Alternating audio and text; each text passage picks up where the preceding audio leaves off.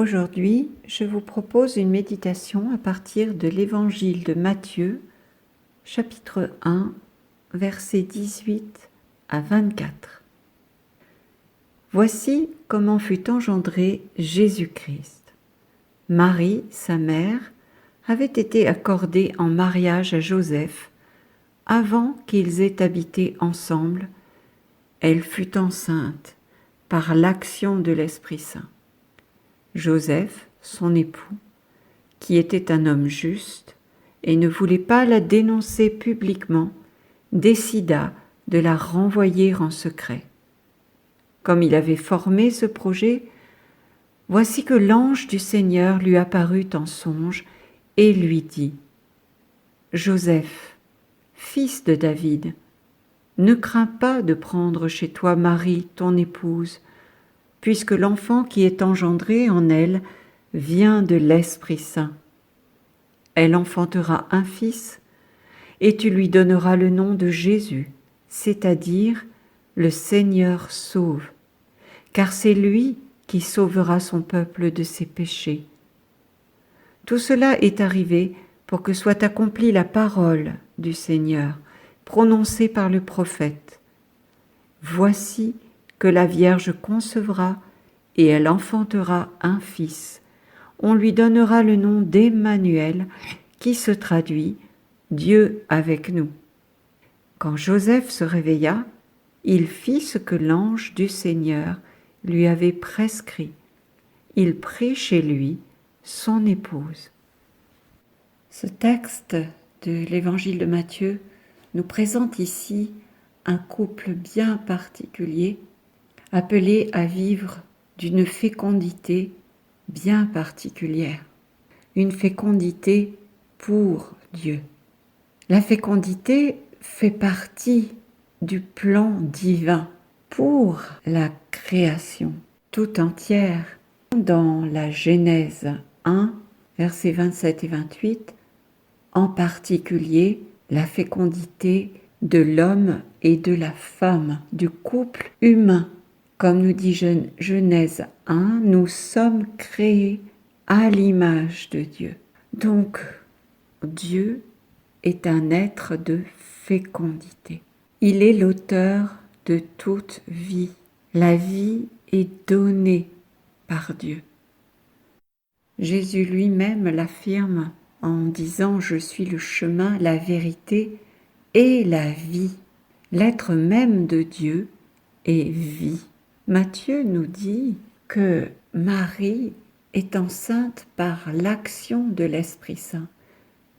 Elle a donc été fécondée par l'Esprit Saint avant que Marie et Joseph aient habité ensemble, avant que l'époux ait pu connaître l'épouse. Nous voyons donc ici, dans ces circonstances particulières, que l'intention de Dieu de donner la vie, sa vie même, puisque Jésus est engendré directement de Dieu, cette intention de donner la vie, sa vie divine, précède l'intention de l'homme dans ce don de l'époux à l'épouse et de l'épouse à son époux.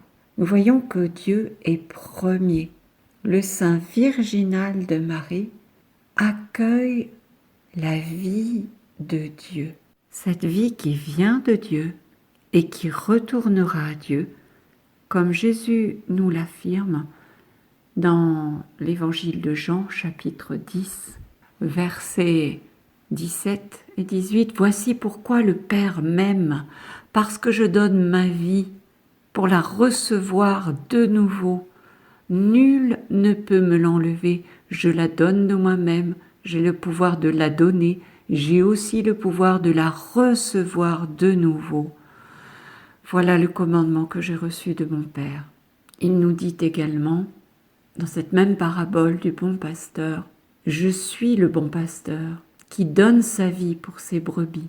Moi, je suis venu pour que les brebis aient la vie en abondance. » Alors certes, la fécondité naturelle, telle que voulue par Dieu et exprimée en Genèse 1, est bonne lorsque dans le mariage, l'union de l'homme et de la femme permet la conception d'un enfant.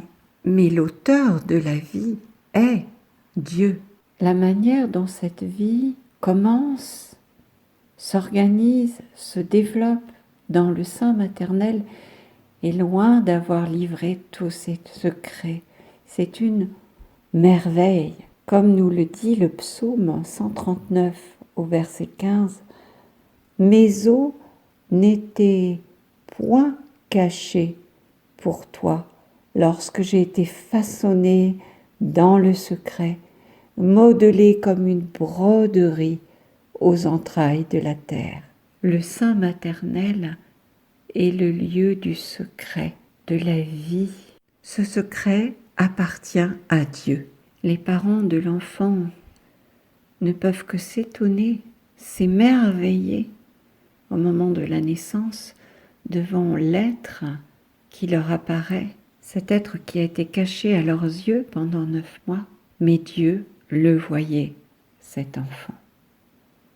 Et d'ailleurs, dans ce même psaume, 139 au verset 1 jusqu'à 5, le psalmiste nous dit « Tu me scrutes, Seigneur, et tu sais quand je m'assois, quand je me lève, de très loin tu pénètres mes pensées, quand je marche ou me repose, tu le vois, tous mes chemins te sont familiers, avant qu'un mot parvienne à mes lèvres, déjà, Seigneur, tu le sais, tu me devances et me poursuis, tu m'enserres, tu as mis ta main sur moi. » Ici, le psalmiste évoque le fait que Dieu sait tout de nous.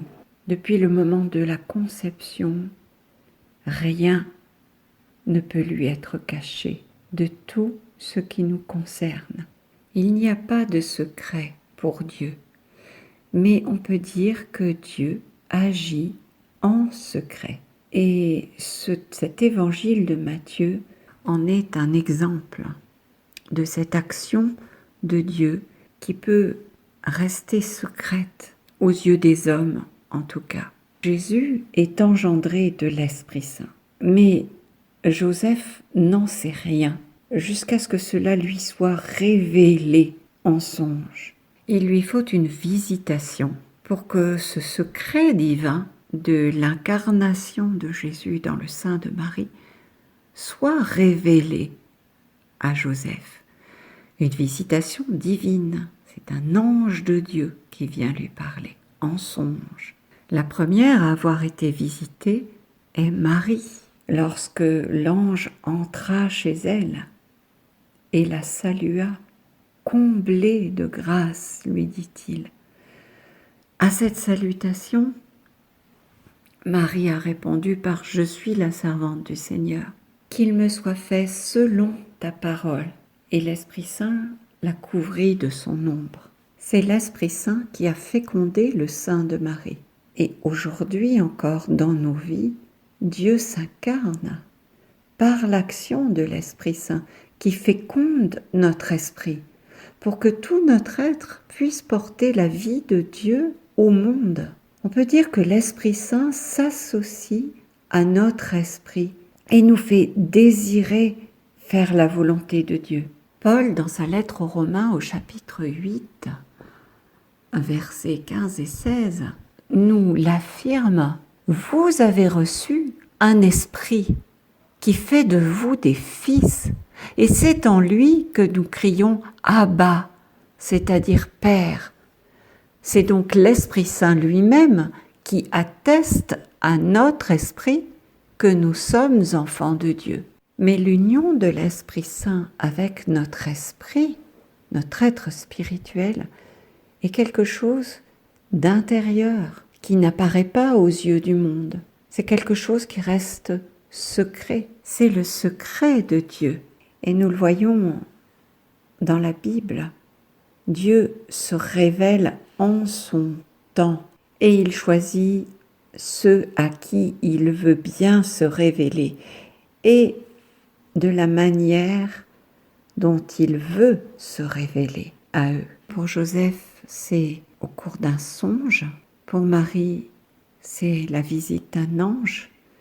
Et pour sa cousine Élisabeth, qui était appelée la stérile et qui est enceinte de Jean-Baptiste, il s'agit d'un miracle. C'est Dieu lui-même qui a l'initiative. C'est toujours Dieu qui a l'initiative. C'est Dieu lui-même qui va révéler à Joseph le secret de Marie, parce que Marie laisse à Dieu l'initiative. Elle fait confiance au plan de Dieu. Elle ne sait pas comment les choses vont se réaliser, mais elle sait que tout est entre les mains de Dieu et elle fait confiance. C'est la foi de Marie, c'est son humilité. Et c'est en cela qu'elle est la mère de la nouvelle alliance. Dans l'ancienne alliance, on offrait des sacrifices à Dieu pour obtenir de lui des faveurs. Dans la nouvelle, et grâce à la fécondité virginale de Marie, c'est Dieu qui prend l'initiative, comme cela a été prophétisé par la bouche de David à travers le psaume 50, versets 17 à 19. Seigneur, ouvre mes lèvres, et ma bouche annoncera ta louange.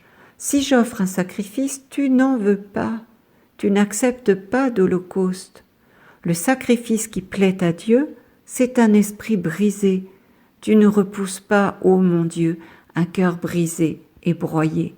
Ici, David s'humilie.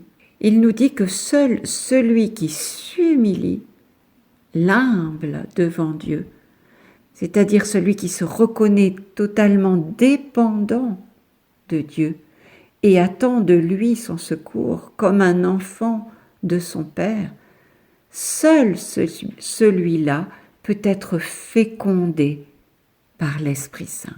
Et dans le psaume 130, nous trouvons cette parole « Seigneur, je n'ai pas le cœur fier, ni le regard ambitieux », on peut traduire aussi par hautain. Je ne poursuis ni grand dessein, ni merveille qui me dépasse. Non, mais je tiens mon âme égale et silencieuse. Mon âme est en moi comme un enfant, comme un petit enfant contre sa mère. Attends le Seigneur Israël, maintenant et à jamais. Voilà une magnifique description, n'est-ce pas, de la foi de Marie, qui porte en elle toute l'espérance d'Israël. Oui, vraiment, Dieu choisit ceux à qui il partage son secret, celui d'une vie qui se donne et se reçoit.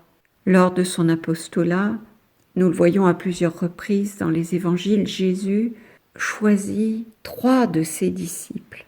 Dans l'évangile de Matthieu, au chapitre 17, sur la montagne de la transfiguration, Jésus choisit Pierre, Jacques et Jean son frère, et il les emmène à l'écart. Et là, il est transfiguré devant eux.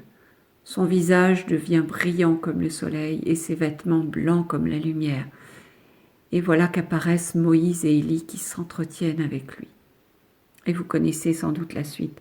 Il leur demande ensuite de n'en parler à personne avant que le Fils de l'homme soit ressuscité d'entre les morts. Là encore, c'est un secret partagé avec ceux que Jésus a choisis, ceux dont il est le plus proche, en qui il a confiance, avec qui il a partagé des moments d'intimité. Pour être dans le secret de Dieu, il nous faut cette intimité, ces temps partagés avec le Seigneur, d'intimité avec sa parole qui nous parle, qui agit, cette parole fécondante, comme le décrit si bien Isaïe au chapitre 55, verset 11. La pluie et la neige qui descendent des cieux n'y retournent pas sans avoir abreuvé la terre, sans l'avoir fécondée et l'avoir fait germer, donnant la semence au semeur et le pain à celui qui doit manger. Ainsi ma parole, qui sort de ma bouche, ne me reviendra pas sans résultat, sans avoir fait ce qui me plaît, sans avoir accompli sa mission. Ainsi la parole donnée par l'ange à Marie s'accomplit en son temps. Ainsi en est-il de toute parole prophétique. Et l'évangéliste Matthieu nous rappelle que la venue de Jésus accomplit les Écritures, donc la parole de Dieu qui a été donnée 800 ans auparavant par le prophète Isaïe, chapitre 7, verset 14. « Voici que la Vierge concevra et elle enfantera un fils. On lui donnera le nom d'Emmanuel, qui se traduit « Dieu avec nous ». Et comme le dit saint Paul dans Romains 8, 31, « Si Dieu est avec nous, qui sera contre nous ?» Jésus, qui veut dire Dieu sauve, est celui qui est venu pour être de notre côté, du côté des pécheurs, de ceux qui se repentent, de ceux qui désirent se rapprocher de Dieu, qui désirent son salut, qui désirent sa vie. Alors que dire de Joseph dans le plan de Dieu? Cet homme juste, comme nous le décrit Matthieu. Bien, cet évangile nous montre un homme, Joseph, en proie à un combat intérieur. On pourrait dire qu'il vit une nuit spirituelle, justement parce qu'il est juste et ne peut ni répudier Marie publiquement, sachant ce qui l'attend, s'il le faisait, ni la prendre chez lui, alors qu'elle semble porter l'enfant d'un autre. La lumière va lui être donnée dans cette nuit. Elle va lui être donnée d'ailleurs de nuit, en songe, de la même manière que le patriarche de l'Ancien Testament, dont il porte le nom, 11e fils de Jacob, le patriarche Joseph. Dans cette nuit, il est éclairé sur la situation en songe par un ange envoyé de Dieu qui lui dévoile les intentions de Dieu. C'est-à-dire, ce fils auquel tu donneras le nom de Jésus, il sauvera son peuple de ses péchés. Et si l'on s'en tient aux Écritures, on se rend compte que Joseph n'était déjà plus dans ce monde lorsque Jésus a commencé sa mission de salut. Donc pendant tout ce temps, Joseph s'est appuyé uniquement sur la promesse de Dieu, la parole donnée par l'ange. Il a cru de tout son être, de toute sa force. On peut dire que la fécondité de Joseph, s'il n'est pas le père biologique de Jésus, c'est d'avoir veillé sur le trésor que Dieu lui a confié, la vie de son Fils unique, notre Seigneur. Et Joseph trouve sa place de père humain de Jésus dans la mesure où il respecte totalement cette paternité divine, cette place de Dieu qui est première, car c'est lui, Dieu, l'auteur de cette vie. Il n'est que serviteur du plan de Dieu pour la vie de cet enfant à naître. Cette vie qui va grandir dans le sein de sa mère, c'est le secret de Dieu. Un secret qui se révélera au fur et à mesure de la croissance de l'enfant, qui va s'attacher à son père et à sa mère par des liens d'amour. Et le nom de Joseph signifie en hébreu « Dieu ajoute » ou « Dieu augmente ». Il est celui qui veille sur la croissance du Fils de Dieu. En cela, Joseph est un modèle de paternité humaine. Joseph est fils de David. C'est ainsi que le salut l'ange. En cela, il accomplit les Écritures, le Messie devant être fils de David. Et l'on nous dit que c'est un homme juste. Le psaume 111, d'ailleurs, met en évidence, au verset 2, la bénédiction qui repose sur les hommes justes. Il nous dit « Heureux qui craint le Seigneur, qui aime entièrement sa volonté. Sa lignée sera puissante sur la terre. La race des justes est bénie. Les richesses affluent dans sa maison, à jamais se maintiendra sa justice. Lumière des cœurs droits, il s'est levé dans les ténèbres, homme de justice, de tendresse et de pitié. » Et c'est vrai, Joseph est un homme juste. Juste dans le sens où il s'ajuste à la volonté de Dieu, même lorsque celui-ci lui demande quelque chose qu'il ne comprend pas et qui demande un sacrifice important, comme de partir en Égypte. Dans ce que j'ai lu tout juste avant, au psaume 111, on nous dit « Lumière des cœurs droits, il s'est levé dans les ténèbres ». C'est ce qui va se passer pour Joseph, qui en pleine nuit va partir pour l'Égypte. Tout quitter en une nuit, perdre son travail, sa maison, sa réputation, pour devenir fugitif et réfugié en pays étranger avec Marie et Jésus, pour protéger Jésus. En réponse à la demande de l'ange, il quitte tout à l'instant, ou simplement lorsqu'il prend Marie avec lui, laissant peut-être penser que le mariage a été consommé avant l'heure. Enfin, il s'ajuste à la volonté de Dieu en ne retardant pas l'exécution de cette volonté.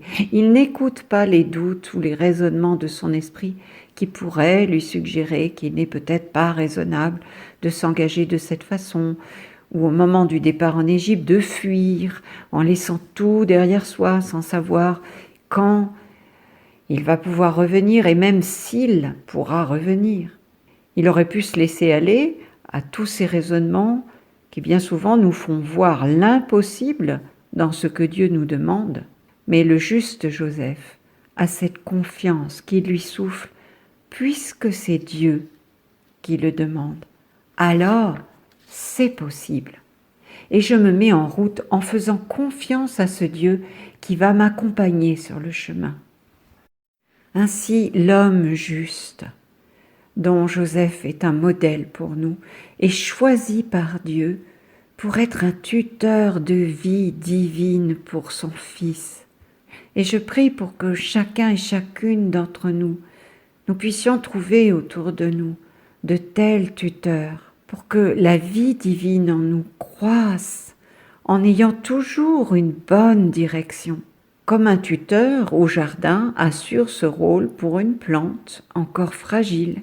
En lui-même, le tuteur n'est rien, mais il montre la direction à la plante du ciel, de la lumière, dont la plante a besoin pour grandir en restant droite et se fortifier.